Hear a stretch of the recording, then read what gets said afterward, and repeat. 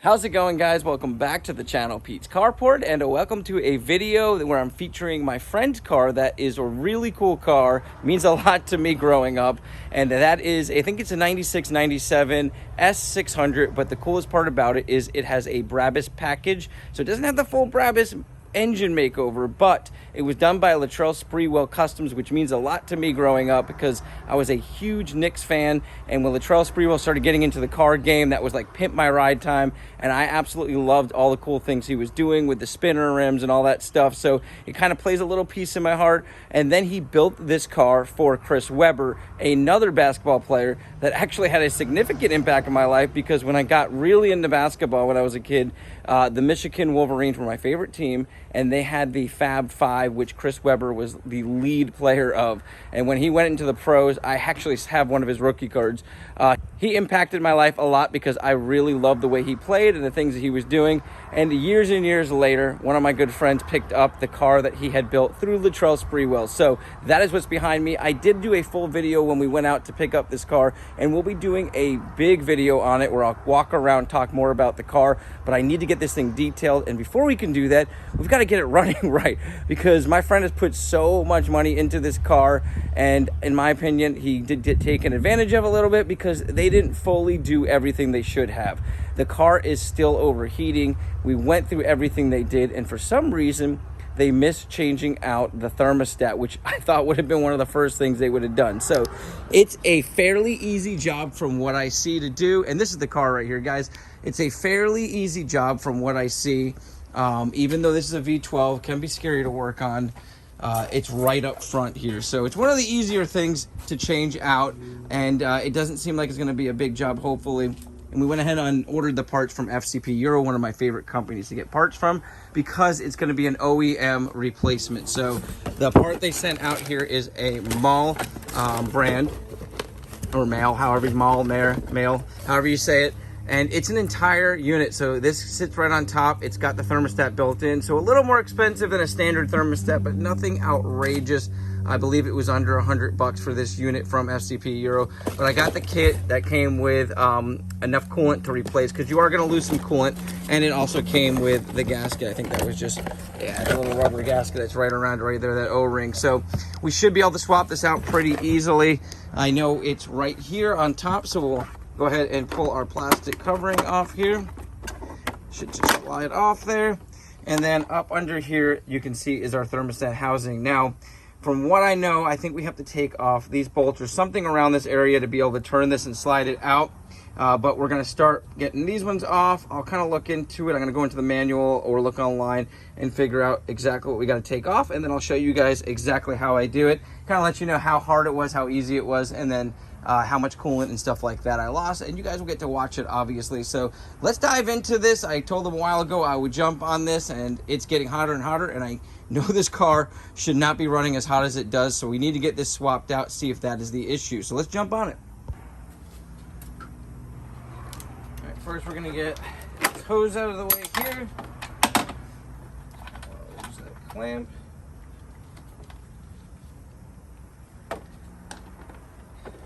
And then, I believe I got the right Allen key set up here. It looks like a 5mm. We'll be able to take these top ones off. Let's see if we can pop these little covers here out of the way. What else we need to get into here? Okay, yeah, we can get down in there, no problem. Like I said, I believe we might have to take this little casing off here to pull everything out, but we'll see when we get this off.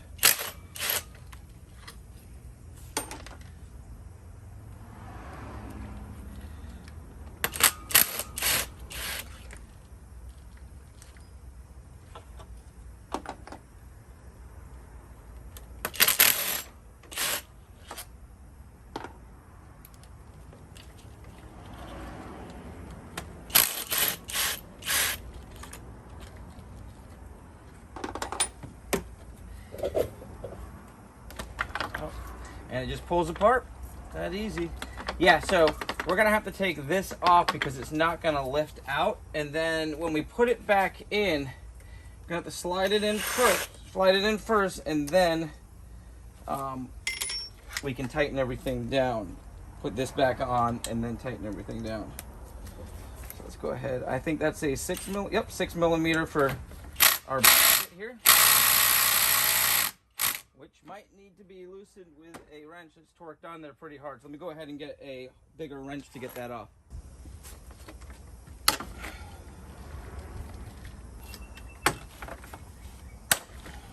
Oh shit, that's not good. Okay, I went ahead and just lightly tapped that with a hammer and bent it out of the way. That way we don't have to take that bracket off, and I was able to slide this up no problem. Not even sure what this does, but I barely bent it, and it's aluminum, so it should just bend right back. Not gonna mess around with trying to get these all off, but obviously if you're doing this at home, the right way would be to break these off. But you can see I broke my head of my Allen key off into that one. Probably get a vice grip around this, no problem, get it off, but I still have my head broken there, so I'm not gonna mess with it anymore. This is it, we got it off. So now we just gotta take our hose line off here and should be able to easily swap in our new thermostat, no problem. Obviously get our gasket on there. Yep, gasket just lies in there. And we won't know without boiling this and seeing if it moves, if it's working, but it could be working. Sometimes it could be jammed up. Sometimes these things work faulty over time. Best thing to do is just swap it out for less than $100. All right, and yeah, let's go ahead. Looks like it's got the same markings on it, so we're good on that. Let's go ahead and pull this one out, get our hose line off, and slide it in.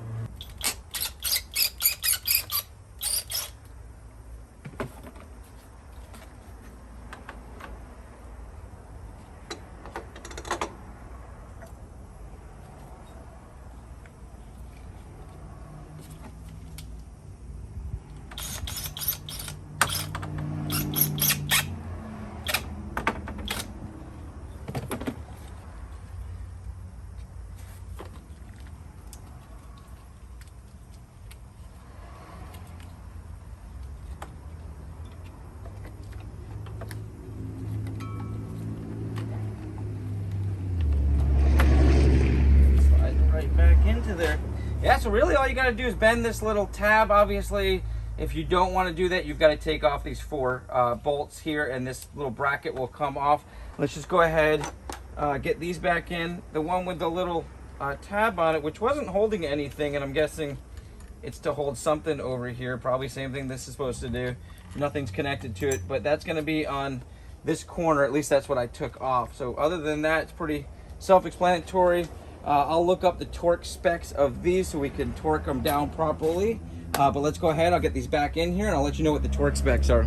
All right guys, just figured this out because there are different lengths on our bolts that go back into our thermostat housing. The shorter ones are gonna go on the left side because it's lower. And I had the longer one in there accidentally, and our longer ones, because they've got to go down further, are gonna go on this side. Now originally I thought I was screwed. I thought I'd have to remove our nut that we broke the Allen key into, but that can actually stay and you can just kind of maneuver around it and get your bolt to go down in there. Let's go ahead and torque these up to spec now.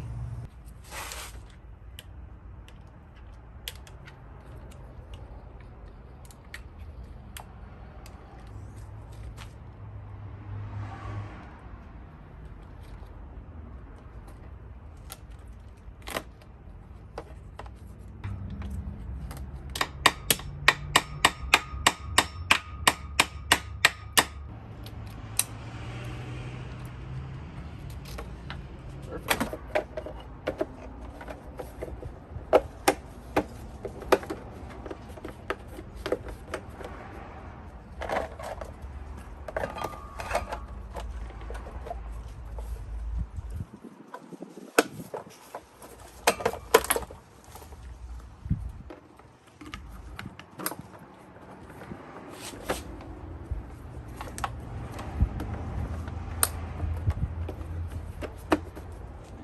Clipped in.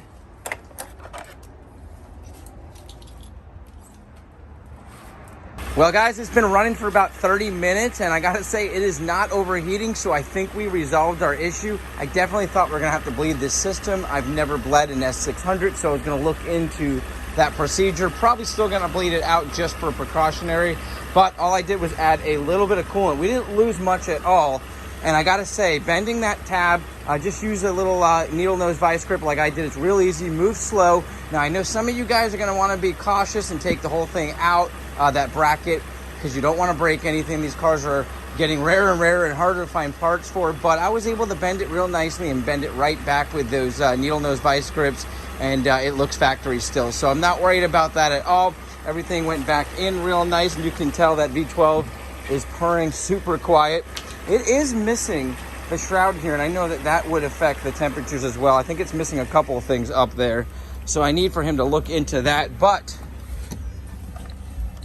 you can see there, it is barely above 80, and it's been going up a little bit and coming back down to 80, so that means that thermostat is opening up, which is great news.